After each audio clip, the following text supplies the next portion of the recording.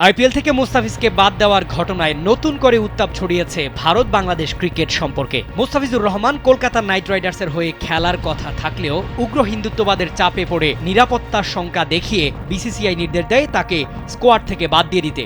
আর এতেই শুরু হয় পাল্টা প্রতিবাদ, ক্ষোভে উত্তাল হয়ে ওঠে গোটা দেশ। কড়া অবস্থানে গেছে বিসিবিও। বাংলাদেশ সরকারের পক্ষ থেকে ক্রিকেটারদের নিরাপত্তা নিয়ে উদ্বেগ জানিয়ে ভারতে দল না পাঠানোর পরামর্শ দেওয়া হয়।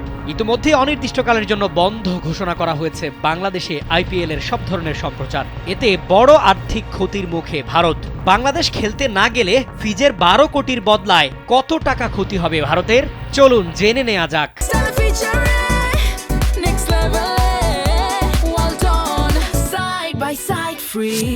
চলতি প্রেক্ষাপটে আসন্ন টি-20 বিশ্বকাপে ভারতে নির্ধারিত বাংলাদেশের 4টি ম্যাচ খেলতে না চেয়ে আইসিসিকে চিঠি দিয়েছে বিসিবি। পূর্বসূচি অনুযায়ী কলকাতা ও মুম্বাইতে হওয়ার কথা ছিল ম্যাচগুলো। নিরাপত্তা বিবেচনায় সেগুলো শ্রীলঙ্কায় সরানোর বিষয়ে আইসিসিও নাকি ইতিবাচক। জানা যায় 4 ম্যাচে ইডেন ও ওয়াংখেড়ে মিলিয়ে প্রায় 2,22,000 দর্শকের টিকিট বিক্রির সম্ভাবনা ছিল।